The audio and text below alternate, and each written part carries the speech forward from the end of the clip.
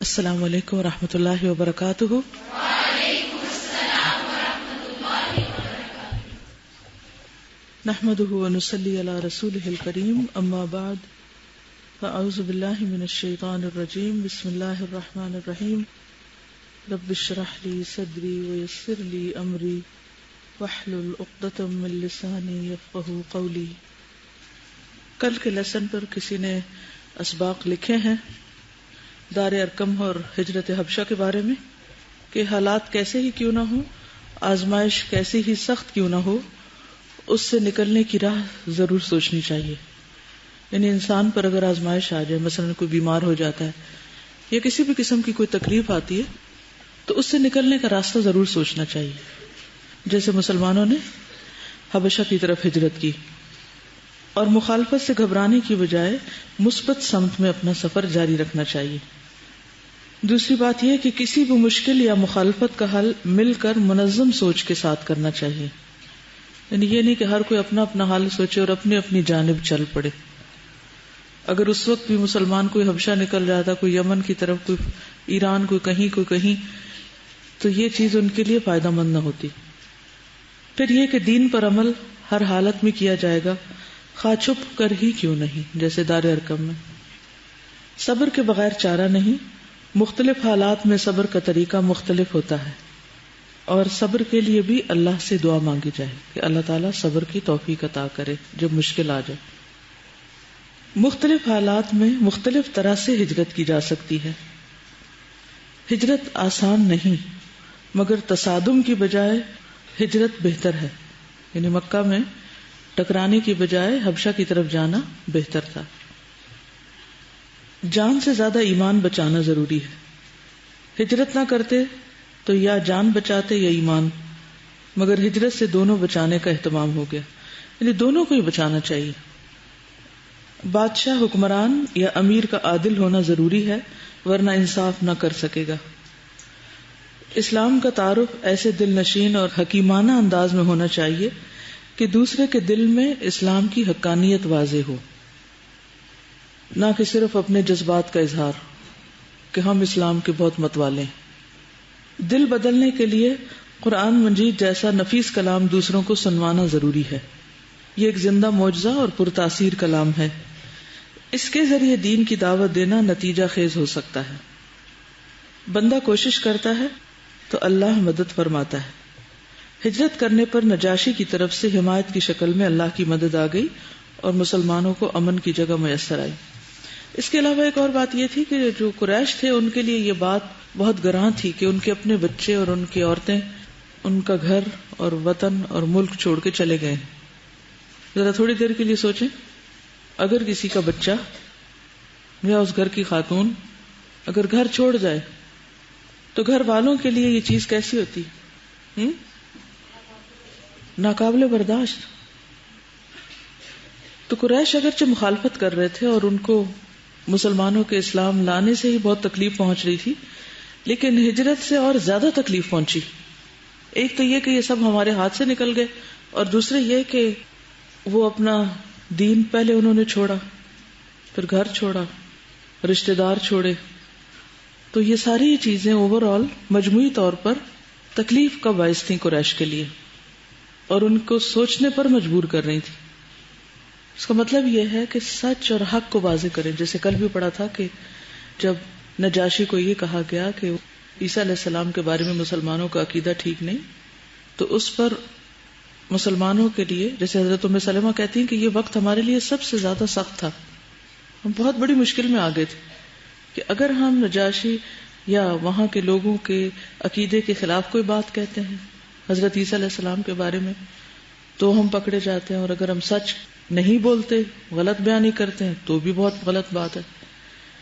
تو ایک بڑی سخت آزمائش کا وقت تھا، لیکن انہوں نے سچ بولنے کو چوز کیا، اور بہت مؤثر اور دل میں اترنے والے انداز میں انہوں نے پیغام پہنچایا اور قرآن پڑھ کر سنایا، قرآن کے ذریعے میسج دیا۔ وہ ان کا کوئی پرسنل اوپینین نہیں تھا۔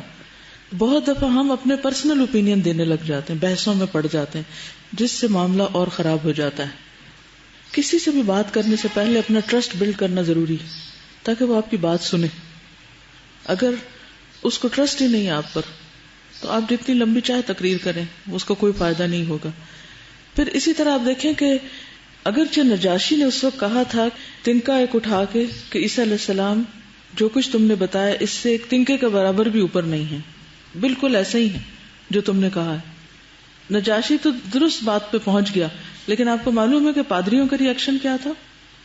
تاریخ کی کتابوں میں آتا ہے کہ انہوں نے اتنا شدید ری ایکشن ظاہر کیا. ظاہر کے دربار میں بول نہیں سکتے تھے، اس کے آداب شاہی ہوتے ہیں، لیکن انہوں نے اس طرح سانس لینا شروع کر دیا کہ نرخروں سے اور سانس سے ایسی آوازیں نکالی کہ پورے ماحول کے اندر ایک خرخرا سا ہو گیا. کہ انہوں نے اپنا ری ایکشن شو کیا کیونکہ ان پر بہت بڑی زد پڑی تھی ان آیات کے ذریعے، ان کے عقیدے کی خرابی کو واضح کیا گیا تھا. لیکن اللہ سبحانہ و تعالیٰ نے وہیں سے ہی مدد فراہم کر دی. اور یہ بات ایک دفعہ نہیں، کئی بار ایسے ہوئی ہے کہ جہاں مخالفت ہوتی ہے اللہ سبحانہ و تعالیٰ وہیں پر آپ کے لیے مددگار بھی پیدا کر دیتے ہیں. حضرت عمر رضی اللہ تعالیٰ عنہ کے اسلام لانے کے بارے میں بھی آپ دیکھیں گے، جہاں انہوں نے اعلان کیا تھا وہاں انہیں بھی مار پڑی تھی، لیکن وہاں ان کی مدد کے لیے بھی اللہ نے انہی کے دشمنوں میں سے ایک شخص کو لا کھڑا کیا. تو ہمیشہ انسان کو ہوپ رکھنی چاہیے، امید رکھنی چاہیے. چلیے آگے چلتے ہیں. صفحہ نمبر 108. الحمدللہ وکفا وسلام علی عبادہ الذین اصطفیٰ. تعذیب اور قتل کی کوشش. یہ فطری بات تھی کہ ناکامی کی صورت میں مشرکین کا جذبہ خون خاری مزید بھڑک اٹھتا. چنانچہ اب صرف یہی نہیں کہ انہوں نے بچے کچے مسلمانوں پر ظلم و جور کے پہاڑ توڑنے شروع کر دیے، بلکہ رسول اللہ صلی اللہ علیہ وسلم پر بھی مزید سنگین دست درازیاں کی، یعنی ہر ایک زد میں آ گیا. چنانچہ ایک بار عتبہ بن ابو لہب نبی صلی اللہ علیہ وسلم کے پاس آ کر کہنے لگا، یہ آپ کا داماد تھا، سن ان لا، کہ وہ ثم دنا فتدلى فكان قاب قوسين او ادنى. پھر وہ جبریل علیہ السلام نزدیک ہوا اور اتر آیا، پس 2 کمانوں کے بقدر فاصلہ رہ گیا، بلکہ اس سے بھی کم، یعنی وحی کے نزول کی کیفیت ان آیات میں بیان ہوئی ہے. تو اس نے کہا کہ اس والے کے ساتھ وہ کفر کرتا ہے، یعنی جبریل کا انکار کرتا ہے، اور اس کے آنے کو اور اس واقعے کو اور اس ساری کیفیت کو. اس کے بعد آپ کی ایذا رسانی کے درپے ہو گیا، آپ کا کرتا پھاڑ دیا اور آپ کے چہرے مبارک پر تھوک دیا، لیکن تھوک خود اسی پر پلٹ آئی. تھوڑی دیر کے لیے سوچیں، آپ میں سے جن لوگوں نے بھی اپنی بچیوں کی شادی کی ہو، ان کی اپنے داماد سے کیا توقعات وابستہ ہوتی ہیں. بعض اوقات تھوڑی بہت بھی وہ مخالفت کریں تو لوگ کتنے رنجیدہ اور غمگین ہو جاتے ہیں، اور اگر دین کی وجہ سے کریں تو تھوڑا رنج و غم اور بڑھ جاتا ہے کہ آپ دین پر ہیں اور آپ کا داماد آپ کی بچی کو دین پر چلنے کی وجہ سے تنگ کر رہا ہے. اور ذرا سوچئے کہ وہ مخالفت اس حد تک بڑھ جائے کہ وہ آ کر آپ کے منہ پہ تھوکے. جسمانی اذیت بھی بہت بڑی چیز ہوتی ہے، لیکن بے عزتی کی جو تکلیف ہوتی ہے وہ اس سے بھی بڑھ کر ہوتی ہے. جسمانی تکلیف تو وقتی طور پر ہوتی پر ختم ہو جاتی، لیکن بے عزتی انسان کو دنوں تک محسوس ہوتی رہتی. لیکن چونکہ یہ سب کچھ اللہ کے راستے میں تھا، اس لیے آپ صلی اللہ علیہ وسلم نے نہایت درجہ اخلاق اور صبر و تحمل سے کام لیا اور اپنا کام جاری رکھا. اس سے کیا پتہ چلتا ہے کہ دین کے راستے میں ہماری ذاتی عزت کوئی چیز نہیں، اور ایسی چیزوں کو مائنڈ کر کے انسان کو دین کا کام چھوڑ نہیں دینا چاہیے کہ فلاں نے مجھے ایسا کہہ دیا اور فلاں نے مجھے سلام نہیں کیا اور فلاں نے مجھے دیکھ کے وہ مسکرایا نہیں. آپ صلی اللہ علیہ وسلم نے فرمایا، اللہم ارسل علیہ کلبا من کلابک، یا اللہ تو اس پر اپنے کتوں میں سے کوئی کتا چھوڑ دے. Now it's too much. یہ ایسا نہیں تھا کہ آپ اپنی ذات کی وجہ سے اس طرح کی بد دعا دے رہے تھے. وہ تو آپ کو یاد ہے کہ حضرت علی رضی اللہ تعالیٰ عنہ نے، جو کہ obviously آپ کے فالوور تھے، ایک جنگ کے موقع پر جب ایک مشرک کو چت کر دیا، یعنی لٹا دیا، اور اس کے اوپر سوار ہو کر اسے قتل کرنے لگے. جب اس نے تھوک دیا تو آپ پیچھے ہٹ گئے کہ اب میری ذات بیچ میں آ گئی ہے اور میں ذات کے لیے انتقام نہیں لینا چاہتا. پہلے میں اللہ کے لیے مار رہا تھا، اب میرا نفس بھی بیچ میں آ گیا ہے. تو انہوں نے اس کو چھوڑ دیا.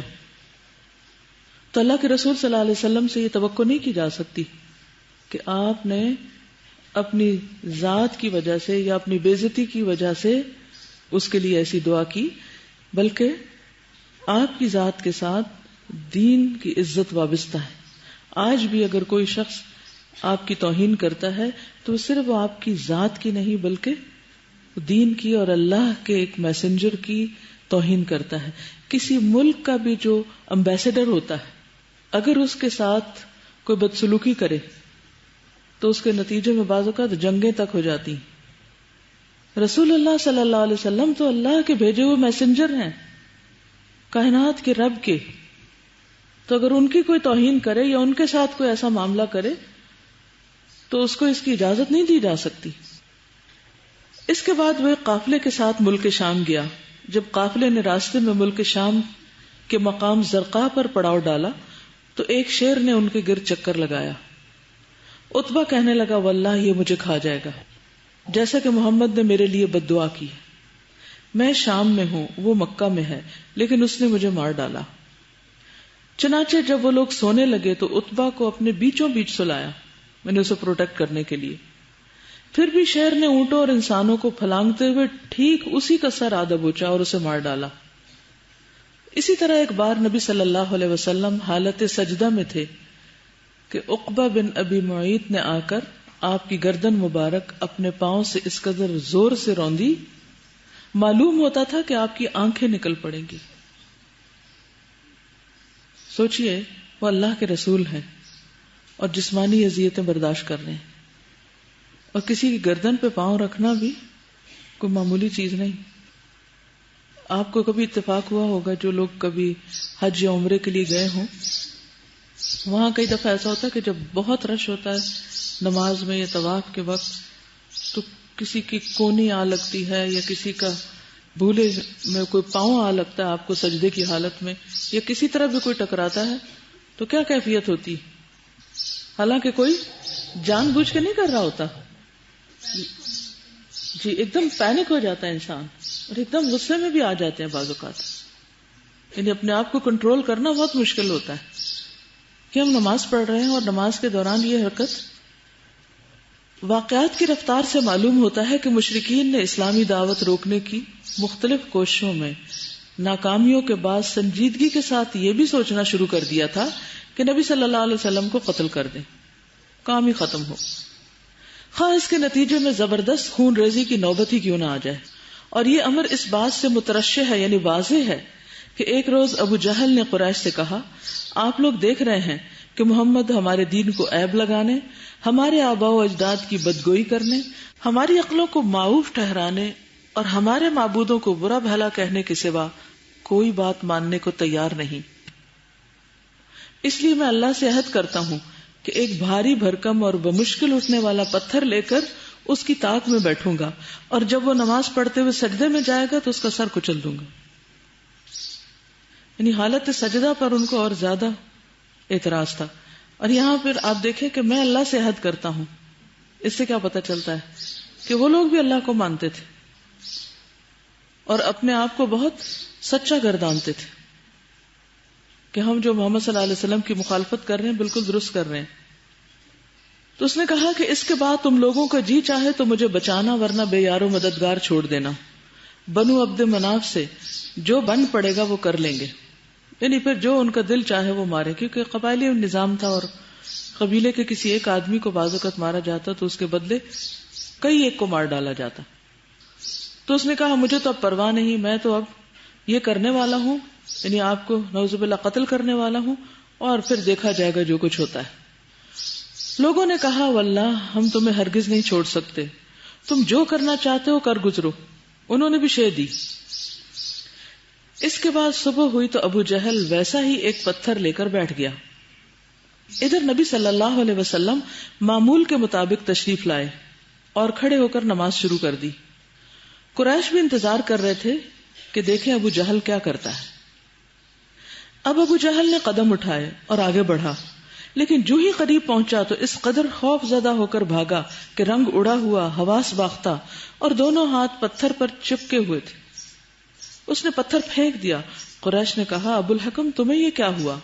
کہنے لگا میں نے رات جو بات کہی تھی وہی کرنے جا رہا تھا، لیکن ایک اونٹ آڑے آ گیا. واللہ میں نے اس جیسی کھوپڑی، گردن اور دانت کبھی دیکھے ہی نہیں.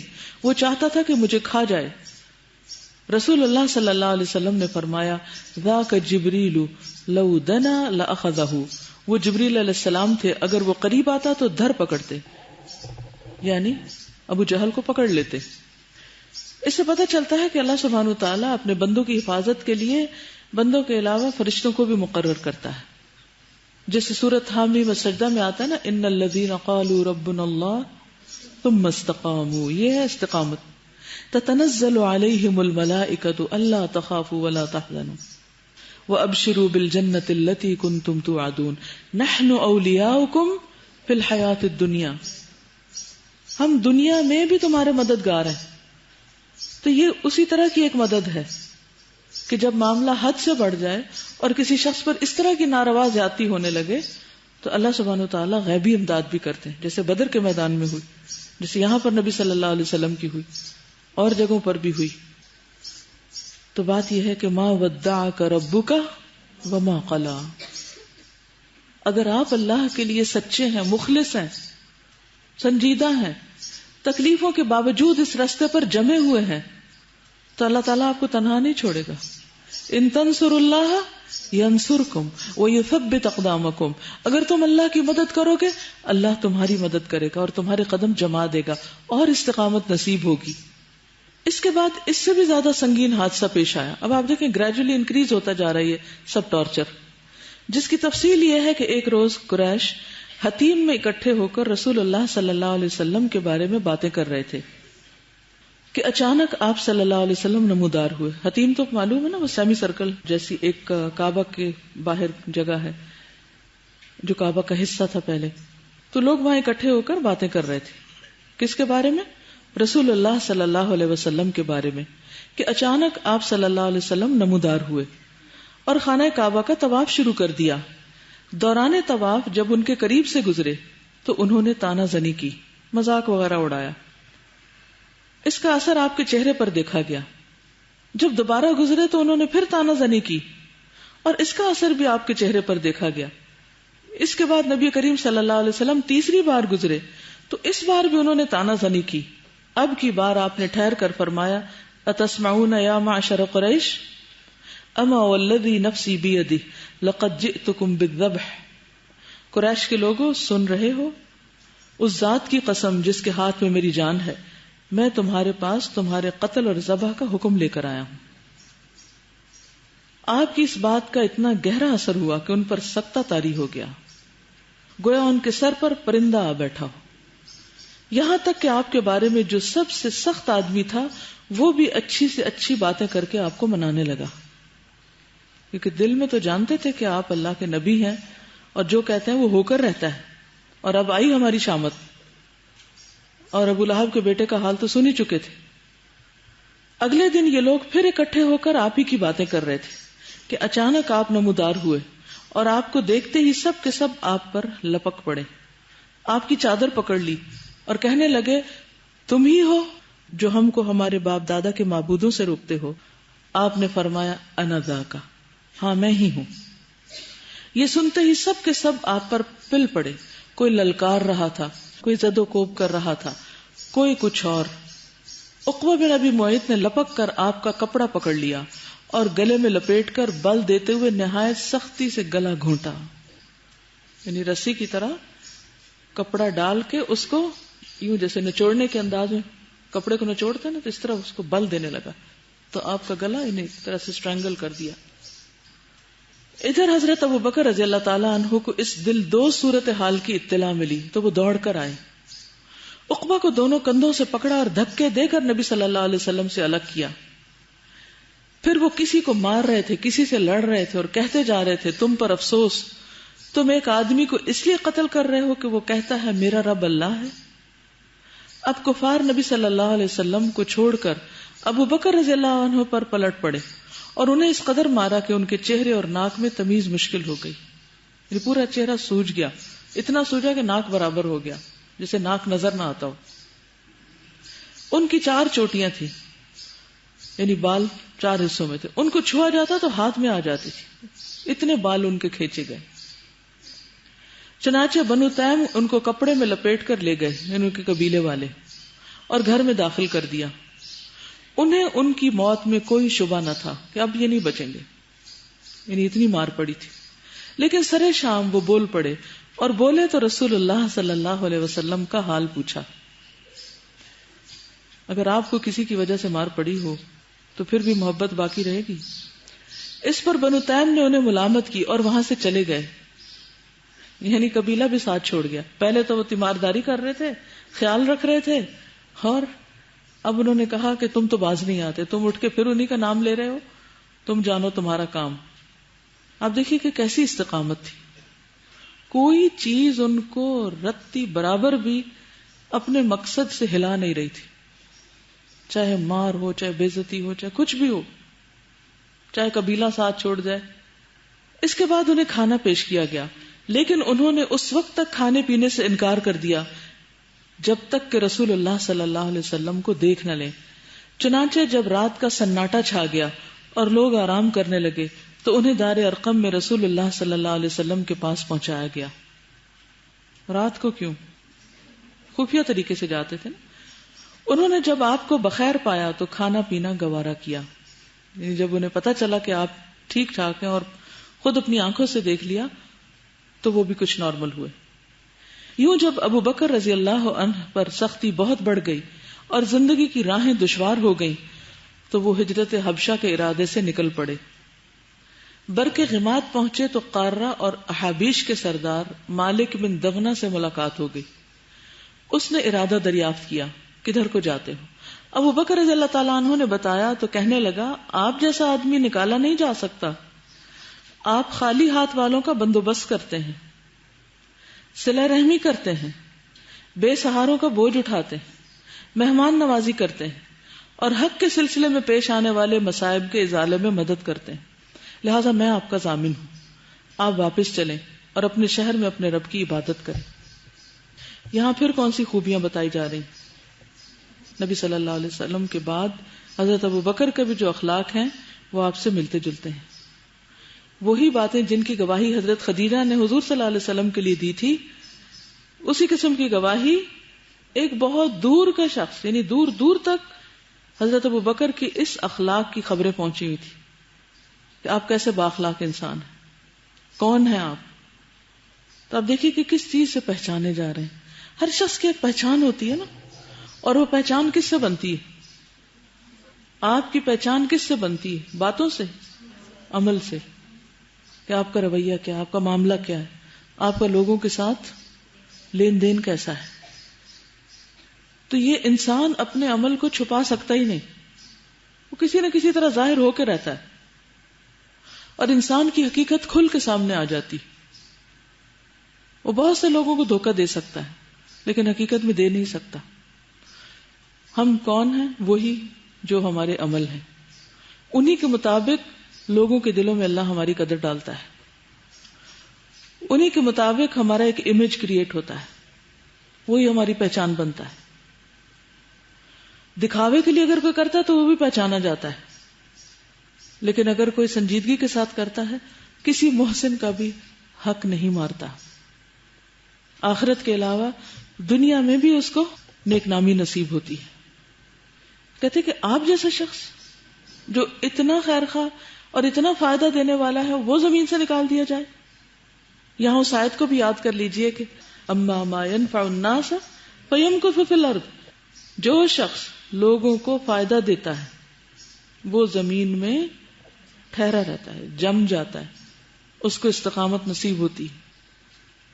تو اگر آپ واقعی چاہتے ہیں کہ آپ کے مرنے کے بعد بھی آپ کا صدقہ جاریہ باقی رہے تو اس کے سوا اور کوئی چارہ نہیں کہ آپ لوگوں کے فائدے کے بن جائیں، مخلص اور بے لوث طریقے سے آپ لوگوں کو فائدہ پہنچانے والے بن جائیں، بغیر یہ دیکھے کہ کون کیا ہے، کہاں سے آیا ہے. کیونکہ جب ہم کسی کو پہچان لیتے ہیں نا کہ کوئی ہمارا رشتہ دار ہے یا ہمارے کسی شہر، ملک، وطن سے تعلق رکھتا ہے تو اس کے ساتھ تو ہم اپنے ایک کنیکشن، ایک خاص تعلق کی وجہ سے اس کے لیے بڑے مہربان ہو جاتے ہیں، ہمدرد ہو جاتے ہیں. لیکن کسی اجنبی کے ساتھ، کسی بے کس کے ساتھ، کسی بے سہارا انسان کے ساتھ خیر خواہی کرنا، یہ عام طور پر بہت سے لوگوں کے اخلاق میں شامل نہیں ہوتا. اس سے پتہ چلتا ہے کہ اللہ سبحانہ وتعالیٰ نے ان لوگوں کو کیوں چنا تھا، خصوصاً ابو بکر رضی اللہ تعالیٰ عنہ کو اپنے نبی کی دوستی کے لیے، حمایت کے لیے، مدد کے لیے، تعاون کے لیے. تو یہ تھے ان کے اخلاق.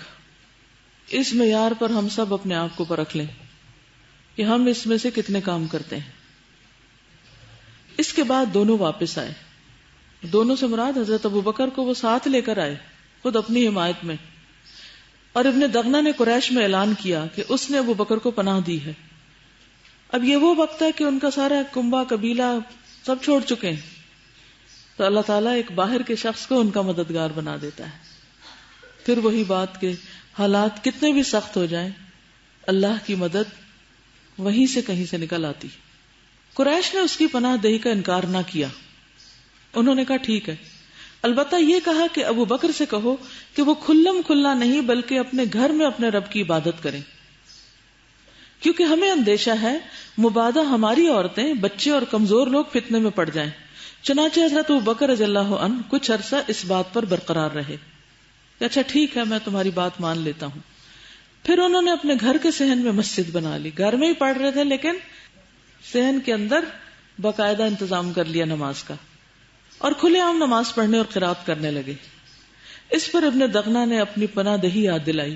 حضرت ابو بکر نے اس کی پناہ واپس کر دی اور فرمایا میں اللہ کی پناہ میں راضی ہوں، مجھے تو دین کا کام کرنا ہے، مجھے تو اس میسج کو پہنچانا ہے. اور ایک ہی وقت میں دو کام کر رہے تھے، ایک طرف اللہ کی عبادت اور اس عبادت کے ذریعے تبلیغ بھی. ابو بکر رضی اللہ عنہ بہت رونے والے آدمی تھے. دیکھیے کہ اتنا بڑا حوصلہ ہے ان کا، لیکن دل کتنا نرم ہے. یعنی دل کی نرمی اور بہادری دونوں بیک وقت ایک شخص کے اندر جمع ہو سکتی. بہادری بڑے دل کا تقاضا کرتی، سخت جان ہونے کا تقاضا کرتی، لیکن دوسری طرف انسانوں کی ہمدردی نرم دلی کا تقاضا کرتی. قرآن پڑھتے تو آنکھوں پر قابو نہ رہتا. ان کی قرات سن کر مشرکین کی عورتیں اور بچے ٹوٹ پڑتے. ان کو اتنی اچھی لگتی ہے قرات کہ وہ دوڑے چلے آتے سننے کے لیے. وہ تعجب کرتے اور حیرت سے دیکھتے. مشرکین اس وجہ سے بھی حضرت ابو بکر کو ایذائیں پہنچاتے تھے کہ تم اونچی قرات کیوں کرتے ہو. پھر بات وہی ہے نا جو کل بھی پڑھی تھی. حضرت جعفر نے کیا کیا تھا؟ قرآن سنایا تھا. ابو بکر کیا کر رہے ہیں؟ قرآن پڑھ رہے ہیں. نبی صلی اللہ علیہ وسلم کیا کرتے تھے؟ قرآن سناتے تھے. لیکن آج حیرت کی بات ہے نا کہ لوگ بس بحث مباحثے کے ذریعے دین کی تبلیغ کرنا چاہتے ہیں، ادھر ادھر کی باتوں کے ذریعے. اور یہ جو ایلیمنٹ ہے قرآن سنا کر تبلیغ کرنا، یہ معدوم ہوتا جا رہا ہے. اللہ کے کلام کی مثل کوئی دوسری چیز نہیں. اور یہی آپ کی سنت ہے، یہی صحابہ کی سنت ہے. اس میں کبھی ایکٹیولی یعنی اللہ اعلان سنانا، اور کبھی اپنے طور پر پڑھنا، لیکن اس طرح پڑھنا کہ آس پاس والے متاثر ہوں. تو اس میں آپ دیکھیے کہ بچے بھی دوڑے آتے تھے. قرآن مجید ایسی چیز ہے کہ جو صرف بڑوں پر نہیں بچوں پر بھی اثر کرتا ہے. بعض بچوں کو دیکھا گیا کہ روتے ہیں جب اچھے قاری کی قرات پلے کر دی جائے تو ایک دم چپ ہو کے سننے لگتے ہیں، جیسے چین آ گیا ان کو. خصوصاً وہ بچے جو ماں کے پیٹ سے ہی قرات سننے کے عادی ہو گئے. تو بہرحال انہی سنگین حالات سے رسول اللہ صلی اللہ علیہ وسلم اور مسلمان گزر رہے تھے کہ ایسے واقعات پیش آئے جن کے نتیجے میں قریش کے 2 جانباز سرفروش مسلمان ہو گئے، اور ان کی قوت کے سائے میں مسلمانوں نے بڑی راحت پائی. وہ ہے رسول اللہ صلی اللہ علیہ وسلم کے چچا حمزہ بن عبد المطلب اور عمر بن خطاب رضی اللہ عنہ. حالات کس طرح بدلتے ہیں. کبھی زندگی میں محرومی ہو تو اس پر رونا دھونا نہ کیا کریں. آپ کو نہیں معلوم کہ اللہ تعالیٰ کہاں سے کس کو اسی ماحول کے اندر سے آپ کو مددگار بنا دے گا. بعض عورتیں ہوتی ہیں نا شادی کے بعد ان کے خاندان میں کوئی وقت نہیں ہوتی، کوئی اہمیت نہیں ہوتی، حالانکہ ماں باپ کے گھر بڑی عزت اور بڑے مقام کے ساتھ رہ رہی ہوتی، تو پھر بعد میں ان کے لیے سروائیو کرنا بڑا مشکل ہو جاتا ہے. وہ جلدی گھبرا جاتی ہے، کہتی ہے واپس چلو، چھوڑو اس جگہ کو. لیکن جو ان مشکل حالات میں بھی جمی رہتی ہیں، اللہ تعالیٰ ان کے بچوں کی صورت میں خاندان کے اور لوگوں کے اندر جن کے اندر اللہ نے خیر کا مادر رکھا ہے، ان کے لیے مددگار پیدا کر دیتا ہے۔ ایک بات پر تو پکا یقین ہونا چاہیے کہ اگر ایک طرف مخالفت ہے تو اللہ تعالیٰ ضرور بیلنس قائم کرے گا، دوسری طرف آپ کو مددگار دے گا۔ چلنا شرط ہے، ہمت سے کام لینا ضروری ہے، آگے بڑھنا ضروری ہے، پسپائی نہ کریں، کم ہمتی نہ کریں، جلدی بیک آؤٹ نہ کیا کریں، مشکلات سے گھبرا کر بیٹھ نہ جایا کریں، کیونکہ یہ اللہ کا کام ہے اور اللہ سبحانہ وتعالیٰ اپنے کام کی خود حفاظت کرتا ہے۔ یہ سارے ہمارے ٹیسٹ ہوتے ہیں کہ ہم ابھی اپنے ذات کے خول سے نکلے ہیں یا نہیں، ہم چھوٹی چھوٹی باتوں سے اوپر اٹھے ہیں یا نہیں۔ حضرت حمزہ رضی اللہ عنہ کا قبول اسلام، ان کے اسلام لانے کا واقعہ یوں ہے کہ ایک دن ابو جہل کوہ صفا کے نزدیک رسول اللہ صلی اللہ علیہ وسلم کے پاس سے گزرا تو اس نے آپ کو ایذا پہنچائی۔ کہا جاتا ہے کہ اس نے آپ صلی اللہ علیہ وسلم کے سر پر ایک پتھر بھی دے مارا جس سے خون بہہ نکلا۔ پھر وہ خانہ کعبہ کے پاس قریش کی ایک مجلس میں جا بیٹھا۔ عبداللہ بن جدعان کی ایک لونڈی کوہ صفا پر واقع اپنے مکان سے یہ سارا منظر دیکھ رہی تھی۔ تھوڑی دیر بعد حضرت حمزہ کمان حمائل کیے شکار سے واپس تشریف لائے تو اس نے سارا واقعہ کہہ سنایا۔ حضرت حمزہ دوڑتے ہوئے ابو جہل کے سر پہ جا سوار ہوئے۔ حضرت حمزہ پہلے کہاں تھے؟ حضرت حمزہ جو تھے وہ ایک نوجوان شخص تھے اور شکار سے انہیں بڑی دلچسپی تھی، تو مکہ میں جو ہو رہا ہے ان کو اپنے شکار سے دلچسپی، وہ اپنے کام میں مست ہیں، انہیں اس سے کوئی غرض نہیں کہ لوگ کیا کر رہے ہیں، کون مخالفت کر رہا ہے، کون کیا کہہ رہا ہے۔ تو ہر معاشرے کے اندر ایسے لوگ ہوتے ہیں کہ دنیا میں جو بھی ہوتا رہے وہ اپنے کھیل کود میں، اپنی دلچسپیوں میں، اپنے کاموں میں مصروف ہیں۔ تھے وہ بہت بہادر، اور شکار کر کر کے، جانوروں کا شکار کر کر کے جو کچھ انہوں نے سیکھا تو ان کا اپنا ایک مقام بھی تھا۔ انہوں نے جب یہ واقعہ سنا تو ساری بہادری، وہ ساری اسکل اور وہ ساری لاپرواہی کے باوجود ان کے دل کے اندر جو نرم گوشہ تھا اس میں سے ایک آواز آ گئی کہ اٹھو اور مظلوم کی مدد کرو۔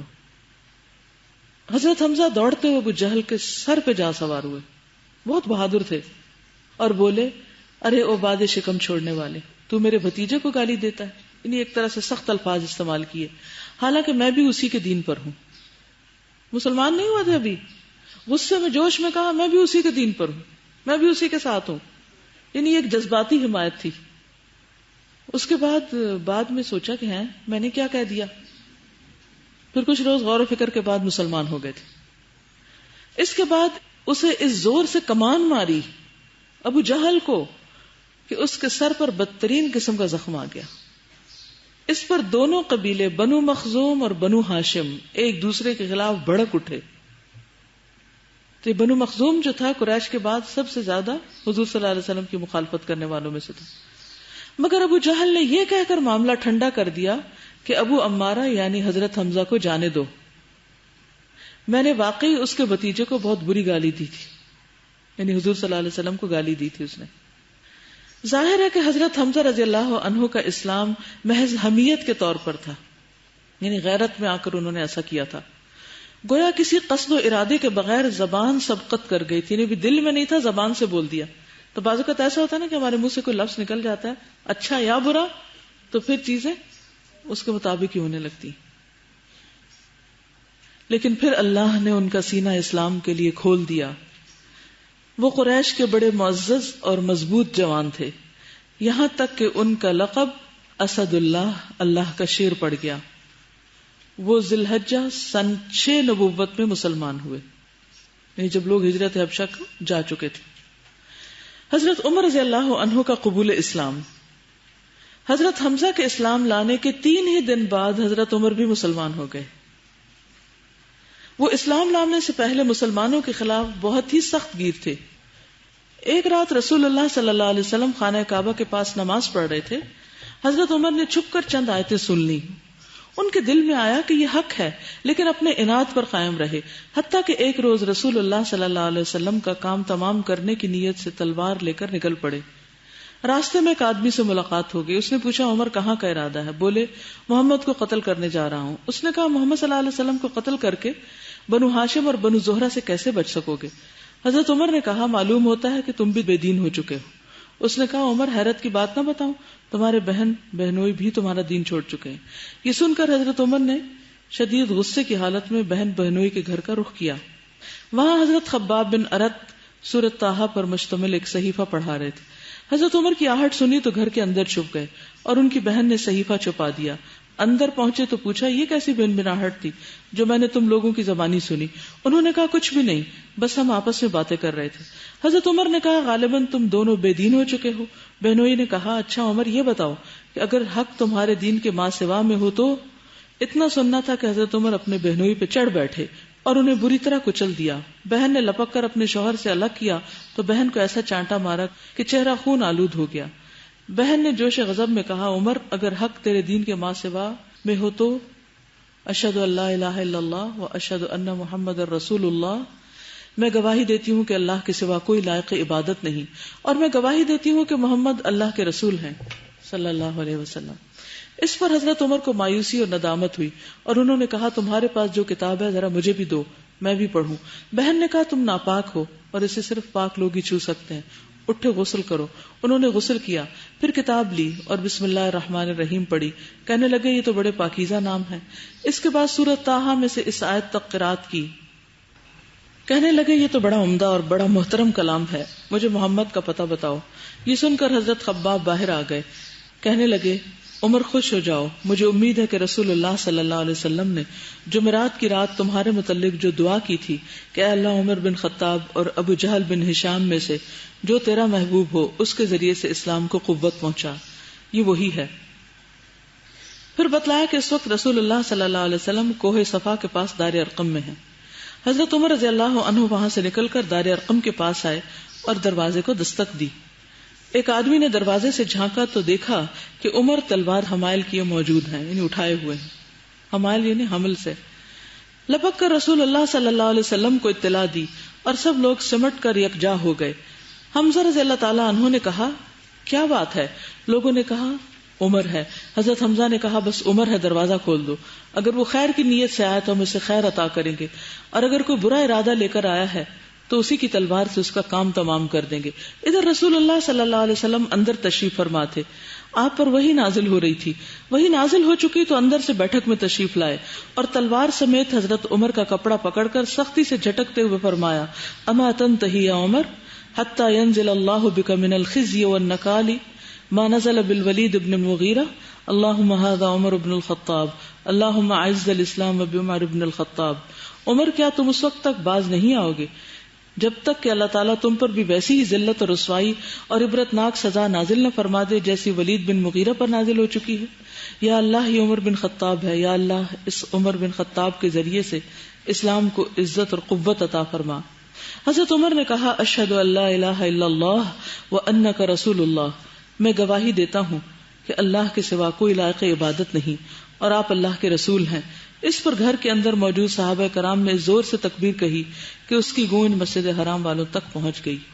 یہ واقعہ جو ہے یہ تاریخ کی مختلف کتابوں میں آیا ہے، لیکن اس واقعے کو ضعیف قرار دیا گیا. ہاں بعض حصے اس واقعے کے حسن کے درجے کو پہنچتے ہیں، یعنی کچھ نہ کچھ اس میں سچائی ضرور ہے اور مختلف طریقے سے روایت ہوا ہے. بہرحال اصل نقطہ کیا ہے کہ عمر رضی اللہ تعالی عنہ مسلمان ہو گئے. قرآن مجید انہوں نے سنا نبی صلی اللہ علیہ وسلم سے، اپنی بہن سے، تو پھر بات کیا ہے، کیا چیز اثر انداز ہوتی ہے؟ قرآن. نبی صلی اللہ علیہ وسلم نے حضرت عمر کے لیے دعا بھی کی تھی. تو جب کسی کے بارے میں آپ کو پتا چلے کہ وہ اسلام دشمنی کر رہا ہے تو صرف نفرت اور بغض سے کام نہیں لینا چاہیے، دعا بھی کرنی چاہیے. بلکہ جو جتنا زیادہ مخالف ہوتا ہے یا کم ہوتا ہے اسلام کی مخالفت میں، یہی تو آتی کہ جو یہ طاقت اس کے اگینسٹ لگا رہا ہے اللہ یہی طاقت دین کے لیے لگا. بالکل، کیونکہ بعض اوقات بعض لوگ ہزاروں پہ بھاری ہوتے ہیں. ہر شخص کا اپنا ایک وزن ہے نا، ایک تو فزیکل وزن ہے ہمارا فزیولوجیکل باڈی کا، اور دوسرا ایمان کا، اخلاق کا، شخصیت کا.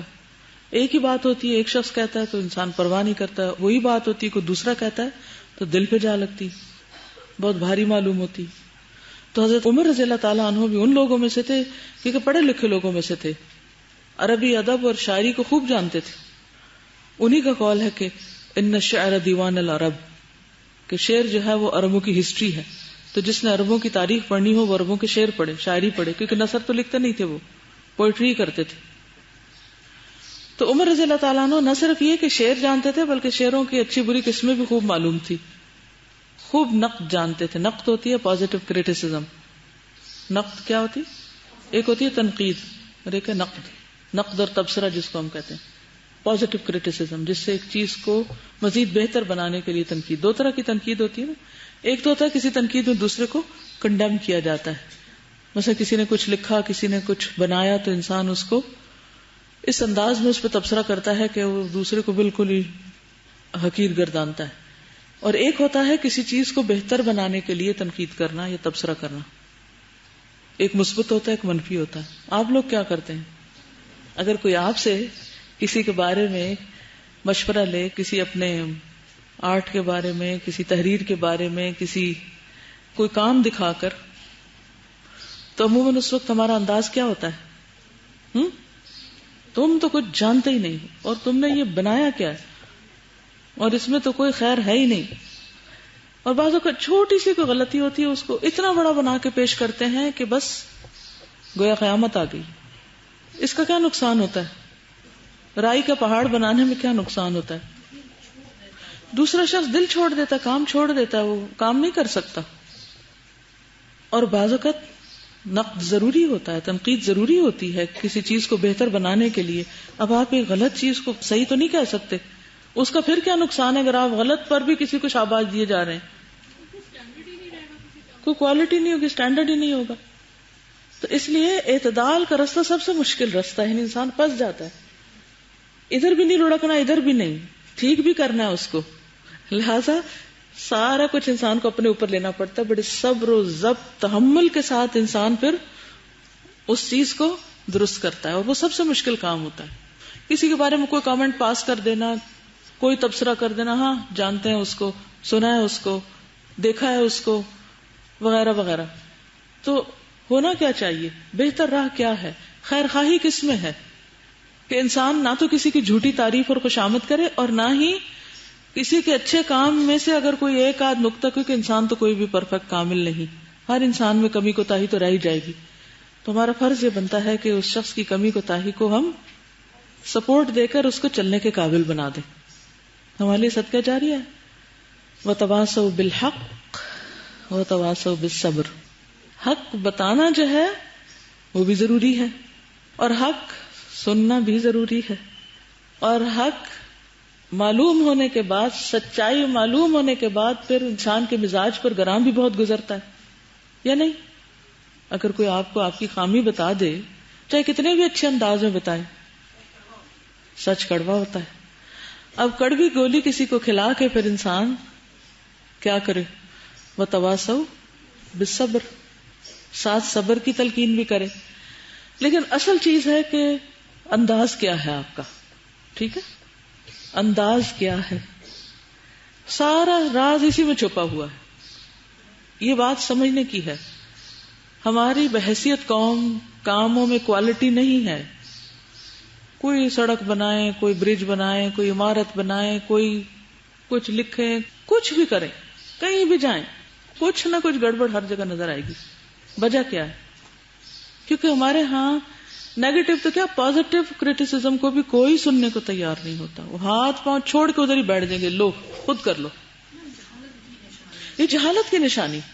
ترقی صرف اس وقت ہو سکتی ہے جب لوگوں کے اندر اتنا اسٹیمنا ہو، اتنا اخلاق ہو، اتنا تحمل ہو، ایسی بس کوالٹی ہو کہ وہ اس کو سننے کے قابل ہو جائے. اور اگر کسی نے 10 باتیں کہی ہیں نا اور اس میں صرف 2 سچی ہیں، تو صرف 2 کو لے لیں اور باقی 8 کو کوڑے میں پھینکیں اور اپنا کام آگے چلائیں.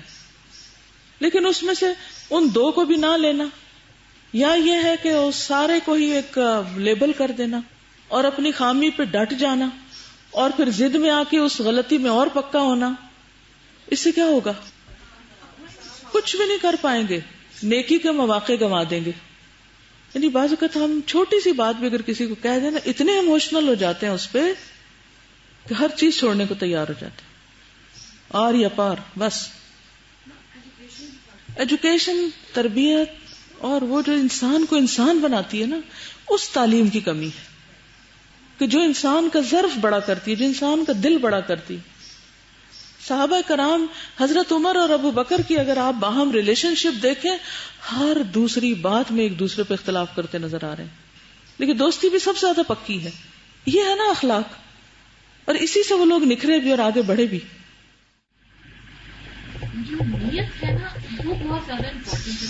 جب ہم اپنے سیلف امیج کو ہی پرزرو کر رہے ہیں، جو تنقید کرنے والا ہے وہ بھی اس وجہ سے کر رہے ہیں اس کو لیٹ ڈاؤن کرنے کے لیے، جو سن رہا ہے وہ بھی نہیں چاہتا کہ میرا امیج کسی طرح بھی کم ہو. اور دوسری بات یہ ہے کہ ہم لوگوں میں وہ ایویلویٹ کرنے کی پاور بھی نہیں ہے.